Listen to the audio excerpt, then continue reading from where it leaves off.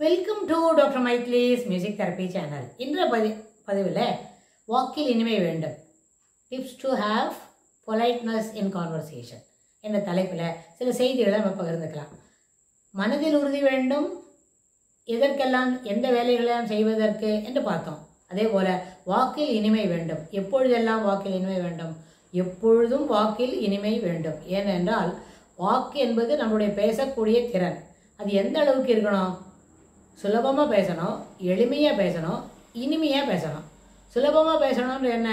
நிறைய செய்திகள் தெரிஞ்சால் செய்திகளை அதிக அளவில் சேகரித்து வச்சுக்கிட்டா சுலபமாக பேசலாம், எந்த டாப்பிக்கு போனால் பேசலாம். அதே மாதிரி எளிமையாக பேசணும். நிறைய ஒரு ஃப்ளாரியாக வார்த்தைகளை சொல்கிறத காட்டிலும் கான்வர்சேஷனில் இருக்கிற சாதாரண வார்த்தைகளை கொண்டே பெரிய விஷயங்களை சொல்ல முடியும்னு சொன்னால் அது எளிமையாக பேசுறதுக்கும் தெரிஞ்சுக்கணும். எளிமை என்பது நாட் பை நம்மளோட படாடோபத்தை காட்டக்கூடிய அந்த ஆஸ்பெக்டில் இல்லை.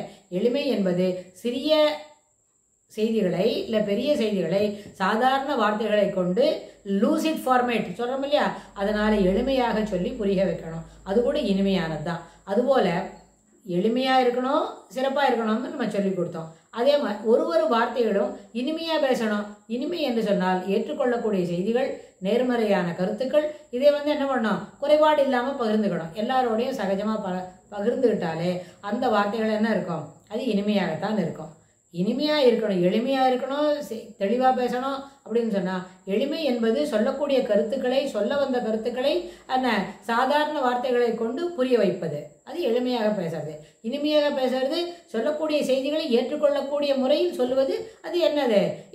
எளிமையாக பேசுறது, இனிமையாக பேசுறது. ஸோ இனிமையாக பேச வேண்டும் என்றால் வாக்கில் இனிமை வேண்டும். சொல்லக்கூடிய அதாவது கடினமான சொற்களை சொல்றது, கடிந்து பேசுறது, இது இல்லாமல் இருந்தாலே அது இனிமையான பேச்சு தான். Speak positive always. எப்பொழுதுமே இனிமையாக பேசினா நம்மளுக்கு நிறைய என்ன இருக்கும்? சுற்றம் சூழாம் தெரியுமா? குழாமாக சுற்றம் இருக்கும். குழாம் என்று சொன்னால் கூட்டம் கூட்டமாக, சுற்றம் என்றால் நம்மளுடைய உறவு எப்படி வகுப்பறையில் இருக்கிறதும் அந்த கிளாஸ் ரூம் மேட்ஸ் தான். அப்புறம் சமுதாயத்தில் நம்மளுக்கு கிடைக்கக்கூடிய ஒரு உறவு தான். இல்லை ரிலேஷன்ஸ், வீட்டில் ஃபேமிலி மெம்பர்ஸ், அதுவும் அந்த உறவும் சிறப்பாக அமையும், குழாமாக அமையும். குழாம் என்றால் கூட்டமாக இருக்கும். ஏன்னா நம்ம பேசுகிற பேச்சு வாக்கில் இனிமை வேண்டும் சொல்கிறோம் இல்லையா, அதனால் ஸ்பீக் பொலைட்லி. ஸ்பீக் என்ன தெரியுமா? எப்போவுமே ஏற்றுக்கொள்ளக்கூடிய கருத்துக்களை மட்டுமே பகிர்ந்து கொண்டால் அது இருக்கும். ஆனால் சிலவங்களுக்கு அவளுக்கு என்ன இருக்கு தெரியுமா? முன்னாடியே சில கருத்துக்களை அவங்க தயார் பண்ணிட்டு இருப்பாங்க. அந்த மாதிரி ஃபார்மேட்டில் இருக்கிறவங்களுக்கு நம்ம இனிமையாக சொல்லும்பொழுது அவங்களால அதை எடுத்துக்கொள்ள முடியாது. அப்போ என்ன செய்வாங்க? இவங்க நம்மளுக்கு பிடிக்காததை சொல்கிறாங்கன்னு புரிஞ்சுப்பாங்க. யார் சொன்னாலும் 4+3 = 7 தான். அது எல்கேஜியில் படிச்சிருக்கிற குழந்தை சொன்னாலும் சரி, பெரிய ஒரு ட்ரிக்னாமெட்ரியில் ஸ்டாட்டிஸ்டிக்ஸு அதெல்லாம் நல்ல அளவில் போட தெரியும், கணக்கில் ரொம்ப மகா கெட்டிக்காரன் ஒரு பையன் 12ஆம் வகுப்பு படிக்கிறான்னு சொன்னால் அவனுக்கும் பேசிக் கான்செப்ட்ஸில் 4+3 7 தான். அதுபோல் எளிமையான கருத்துக்கள், சிறப்பான கருத்துக்கள், அது யார் சொன்னாலும் எந்த பெர்ஸ்பெக்டிவில் சொன்னாலும் அது தட் ஹஸ் டு பி அட்ஹர்டு அப்படின்னு நம்மளுக்கு புரியணும். இவங்களுக்கு ஏற்கனவே சிலதெல்லாம் சரியாக புரிஞ்சிக்கல அப்படின்னு சொன்னால் அதுக்கு மேலே பில்டிங் எழுப்புறது எப்போவுமே சாத்தியம் இல்லை. பில்டிங் எழுப்பணும்னு சொன்னால் அது பேஸ்மெண்ட் ரொம்ப ஸ்ட்ராங்காக இருக்கணும். அப்போது நிறைய விஷயங்களை சேகரித்து கொள்ள வேண்டும். எளிமையாக பேச வேண்டும், சிறப்பாக பேச வேண்டும். அப்புறம் சொல்ல வந்த செய்தியை சிறப்பாக சொல்லணும்னு சொன்னால் நிறைய செய்திகளை என்ன தெரியுமா சேகரித்து வைத்துக்கிட்டா எப்பொழுதும் என்ன பண்ணலாம்? சுலபமாக பேச முடியும். எளிமையாக பேசணும், சின்ன வார்த்தைகளை கொண்டு சிறப்பான பெரிய கருத்துக்களை எளிமையாக புரிய வைக்க வேண்டும். அதுவும் எளிமையாக பேச முடியும். அதே மாதிரி கனிவாக பேச வேண்டும் சொன்னால் கனிவு என்ற வார்த்தையிலே எப்பொழுதும் என்ன பண்ண நேர்மறை கருத்துக்களை மட்டுமே சொல்ல வேண்டும். கனிவாக பேசணும். அது கூடவே எப்படி இருக்கணும்? பணிவு இருக்கணும். பெரியவங்களோட பேசச்சே பணிவு இருக்கணும். எப்போ அவங்க எத்தனை பெரிய வேலை செய்திருந்தாலும் இவங்க எப்படி இருந்தாலும் பெரியவங்களோட பேசும்போது பணிவோடு இருக்கணும். ஏன்னு கேட்டால் நம்ம ரோல் மாடல் ஒன்று இருக்கும் இல்லையா, learning by observation, learning by imitation அப்படின்னு ஒரு கான்செப்டு நம்மளோட உளவியல்ல மனம் சார்ந்த உண்மை. அது எதையும் பார்த்து கற்றுக்கொள்வது என்பது மனிதனுக்கு ஏற்புடையது.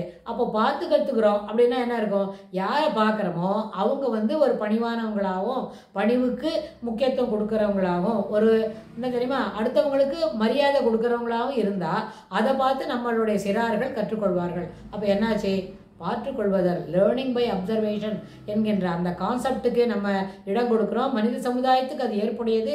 அதனுடைய அடிப்படையில் தான் மனிதமே இயங்குகிறது. அப்படின்னு சொன்னால் இந்த மனிதத்தை சிறப்பு செய்ய வேண்டும் அப்படின்னா பார்த்து கற்றுக்கிற பிஹேவியர் சிறப்பாக இருக்க வேண்டும்.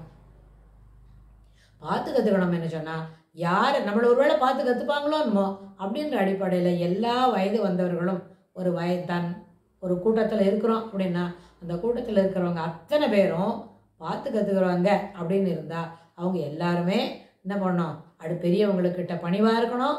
நம்மளோட சரியான இருக்கிறவங்க ஈக்குவல்ஸ்கிட்ட கனிவாகவும் மகிழ்வோடும் பேச வேண்டும்.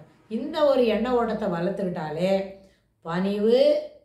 கனிவு பணிவு, எளிமையாக பேசுதல், சிறப்பாக பேசுதல், தொகுத்து பேசுதல்னு எல்லாவற்றிலும் நம்ம சிறப்பாக அமைய முடியும்னு சொல்லி இந்த பதிவை நம்ம நிறைவு செய்கிறேன். இதுக்கு தொடர்புடைய செய்திகளை வரப்போகிற பகுதிகளிலும் பார்க்கலாம். தேங்க்ஸ் ஃபார் வாட்சிங்.